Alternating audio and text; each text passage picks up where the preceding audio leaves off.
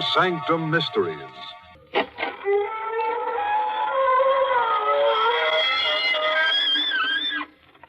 Good evening, friends of the creaking door.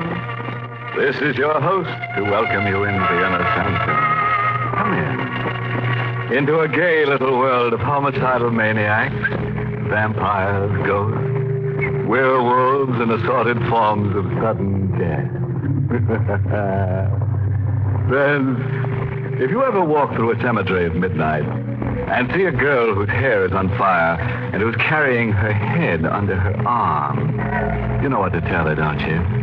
Well, just say, keep a cool head on your shoulders, and run like crazy.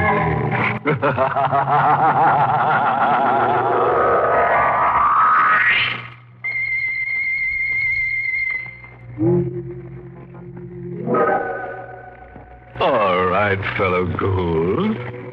You know what's going to happen now, don't you? That's right. You're going to scream your little heads off. And love it. Ready? Good. And let's hear our star, Agnes Moorehead, in the role of Claudia, tell us the story in her own words.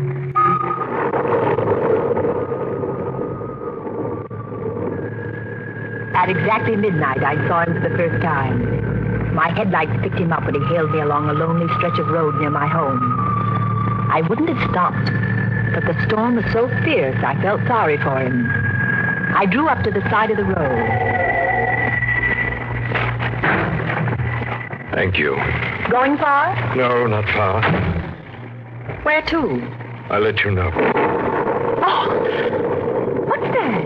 Where? There, on the side. Tombstone. Oh, there's a cemetery where I picked you up. Yes. Birch lawn.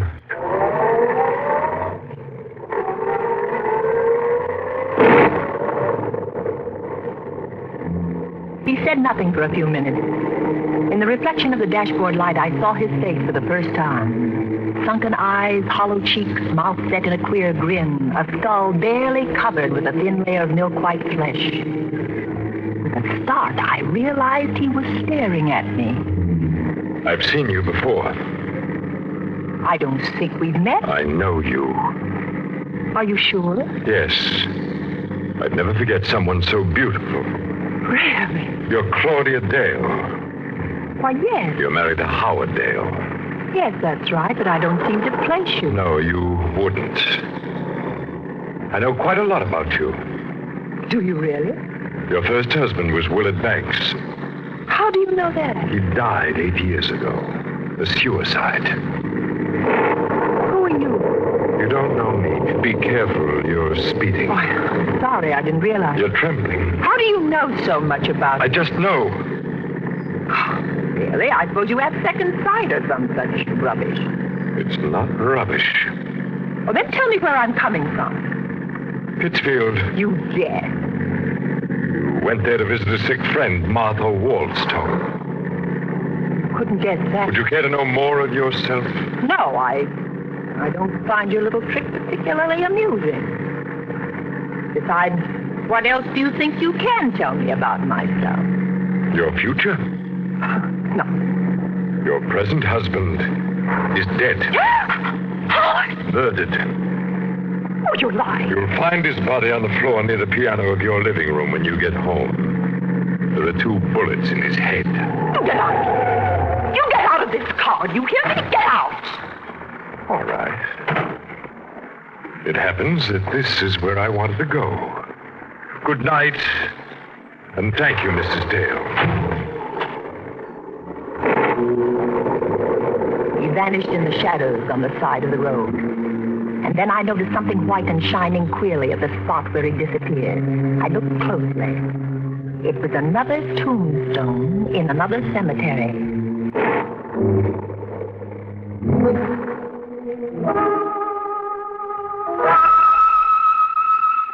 I raced madly for home, fighting the hysteria that seized me. The nightlight was burning in the living room. Nothing he had said could be true.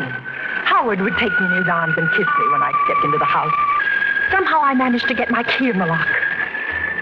I ran into the living room. Ah! Oh! Don't move. Who is it?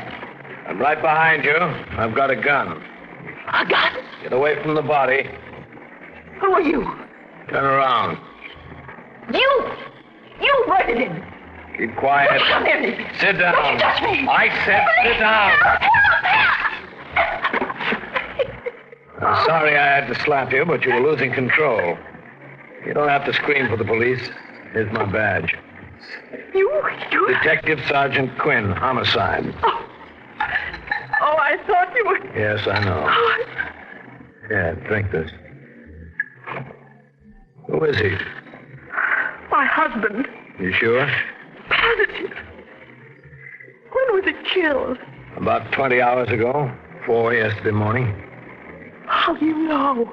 One of the bullets went wild, hit that clock on the mantel. Where were you yesterday morning? Pittsfield. I stayed with a sick friend, Martha Wallstone. Look at these things. I took them out of his pocket. Oh, They all his? yes. Where's the snake ring? There were no rings. But he had one. It was quite valuable. He was never without it. I gave it to him. All right, now look. Oh, did he wear it on the third finger of his left hand? Yes. Yes, there's a mark, but no ring. When did you come here? I drove in behind you. You left the front door open. I think I know who killed him. Who? A man I met on the road coming here. He knew my husband had been murdered. He did. He even said his body would be near the piano. When did you see this guy? Oh, it's 20 minutes ago. I picked him up on the road. Where? At Birch Lawn Cemetery. What's his name? Oh, I don't know, but he looked like a human cadaver, like a man who's dead. I never... You don't believe me. Why did you kill your husband? What? What are you saying? You heard me.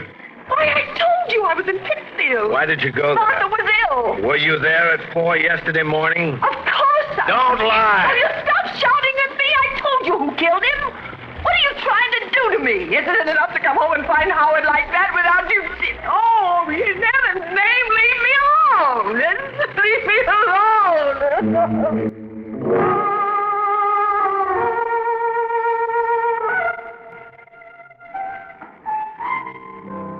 Another scotch, lady? No.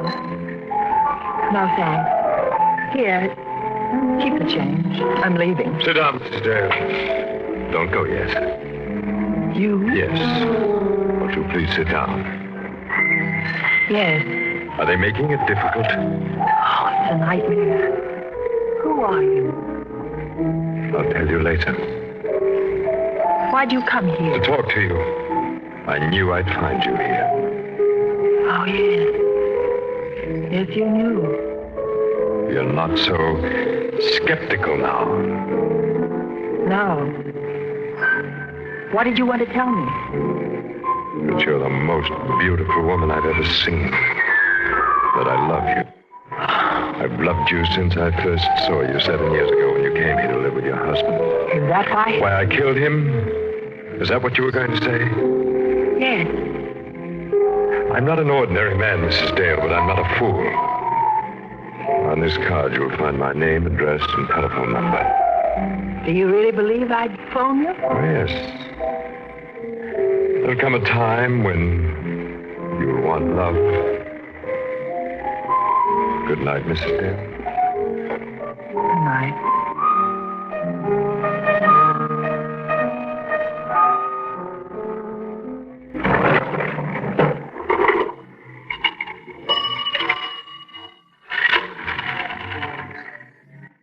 Hello, operator.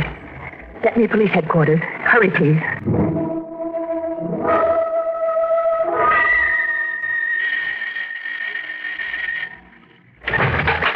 Yes? That's him, Detective Quinn. That's Garth Dragman. Thank you, Mrs. Dale. Would you mind coming down to headquarters, Mr. Dragman? Not at all. Did she tell you I murdered her husband? Yes. As I thought she would. I didn't sleep a wink that night. Twice I got out of bed and drove to police headquarters. The lights were blazing in Quinn's office, but I didn't go in. The third time, I couldn't bear waiting.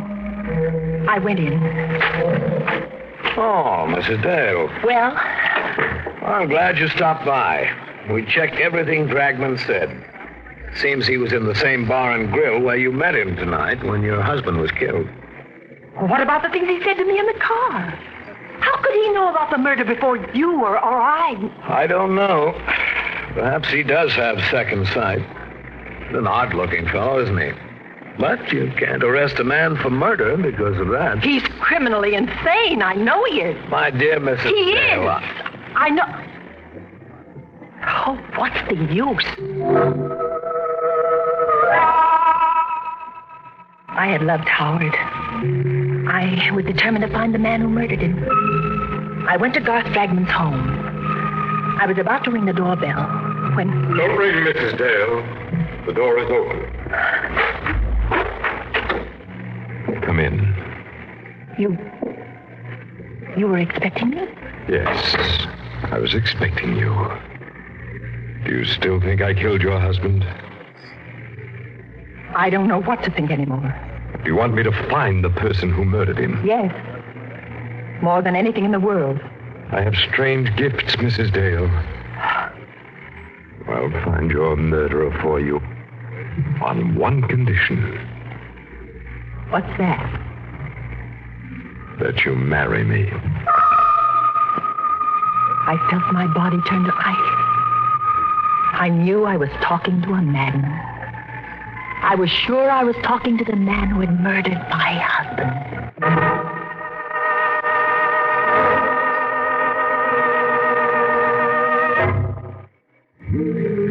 Or maybe you think that Claudia doesn't have the courage to trap this homicidal Romeo. Well, we'll let our star Agnes Moorehead on the role of Claudia tell you. Go ahead, Claudia. Shock him into the shakes. 2 weeks later, I married Garth Dragman. He was the strangest man I ever knew. He would disappear for days at a time and then suddenly turn up without warning. He had all the money he wanted, yet I never knew where it came from. There was a closet in his room which was always kept locked and bolted. I knew from the way he acted about it that the closet contained the answer to all the things I wanted to know about him. One night, while he was away, I obtained tools and tried to force the lock. Good evening, Claudia. You didn't expect me back, did you? No, I knew you'd try to open that closet someday, Why do you keep it locked? so that no one but me could know what's in there. Not even me. You in particular. But, Doc! Oh! You won't attempt to open it again, will you, Claudia? No. Forgive me for striking you. But I'm not quite myself tonight. I sometimes do things I regret when these moods come upon me.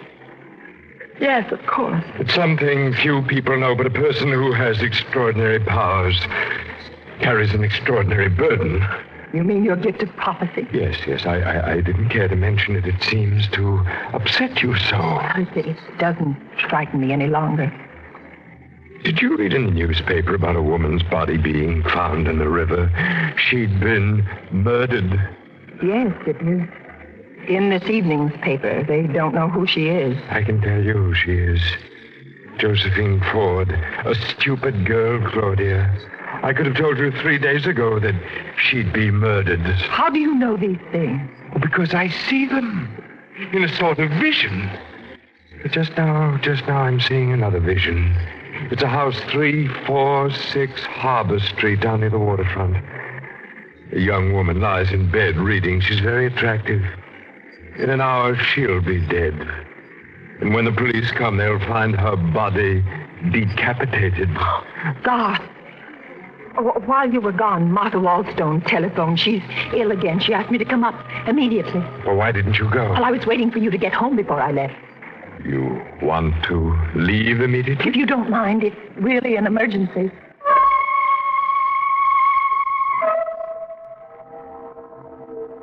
It took only a few minutes to get to the waterfront.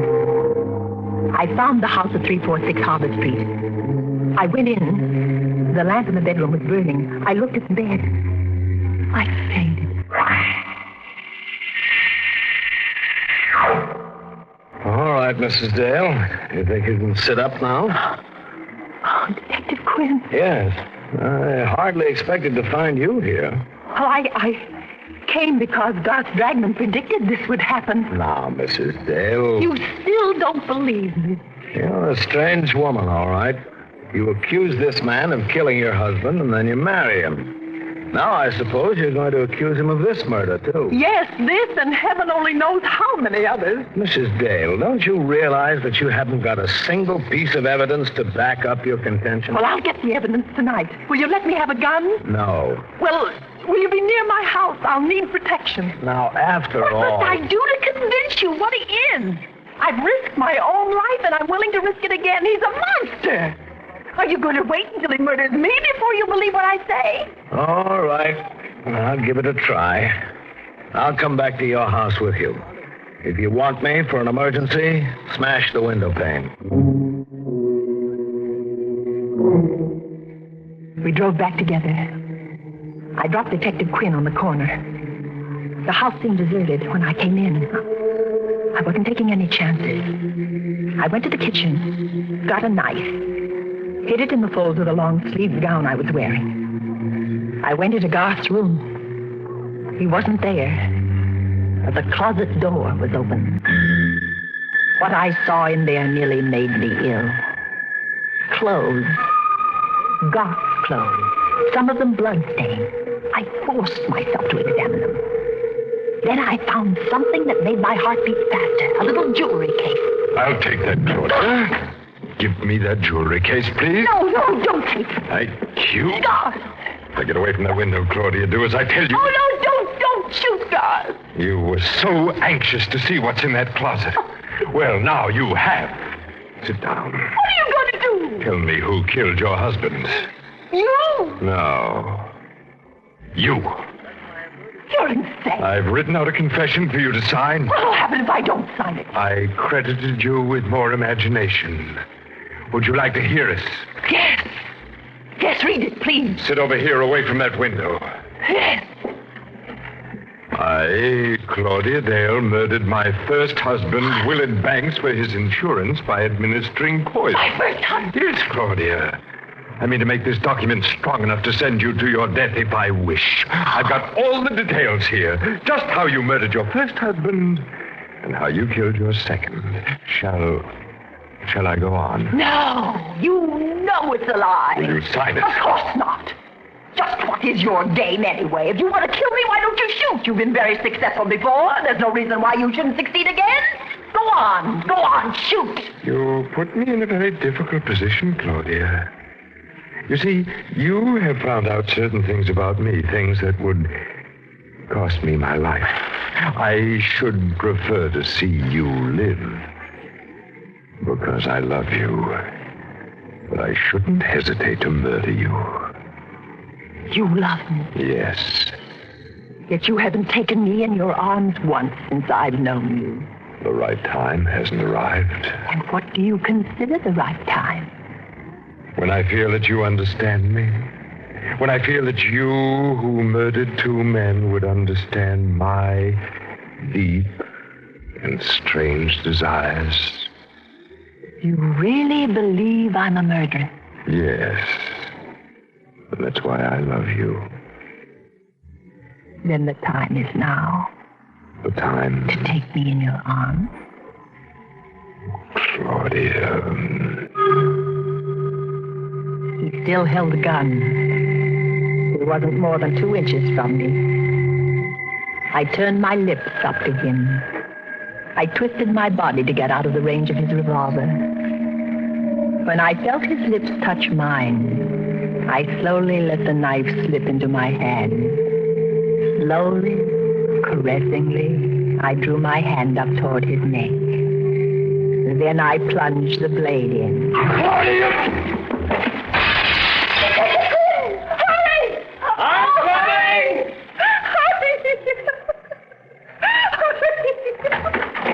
What happened? I killed him. And here is the proof that he murdered my husband. I found it in the jewelry case he had in his pocket. It's the fake ring that was missing from my husband's body. Now, do you believe me?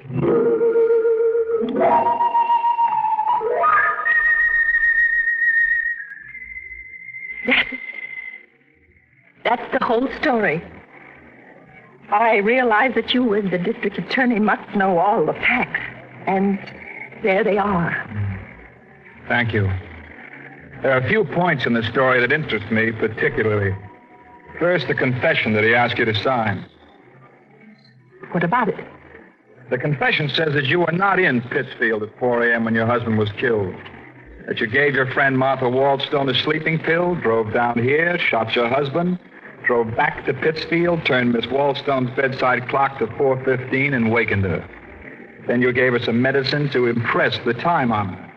She thought it was 4:15 and went back to sleep. Well, God was very clever at things like this. He had the extraordinary brilliance of the insane. Just one question. Was that the way that you murdered Howard Dale? But God murdered him. The ring proved He it. never had the ring. You put it in the jewelry box. I can't believe what you say. God was a homicidal maniac. He predicted the death of the people he murdered. Mrs. Dragman, don't you know yet? Know what? Garth Dragman was a detective working out of my office. That's how he knew about those deaths. He was put on the case because we suspected you of murdering your first husband as well as your second. A detective? Yes. And you are going to die for killing him.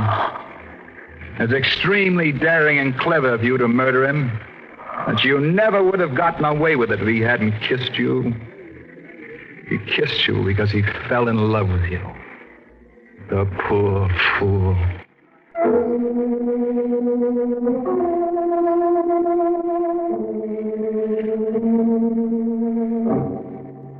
Well, friend, that just goes to prove you should never pick up hitchhikers who come out of cemeteries at night. I'll bet you've guessed the moral for our story. Yeah? Well, it's taken from a famous quotation that Harry the Hangman uttered during a nightmare.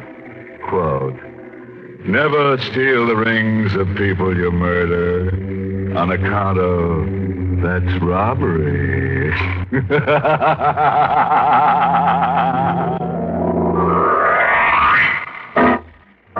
Well, friends, it's time once again to close that creaking door. Until next week at the same time, when we'll be back with a little hunk of horror.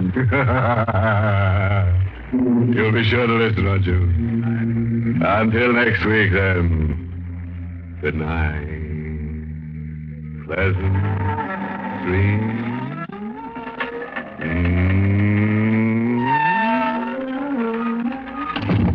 Inner Sanctum was heard in the United States over CBS, the Columbia Broadcasting System.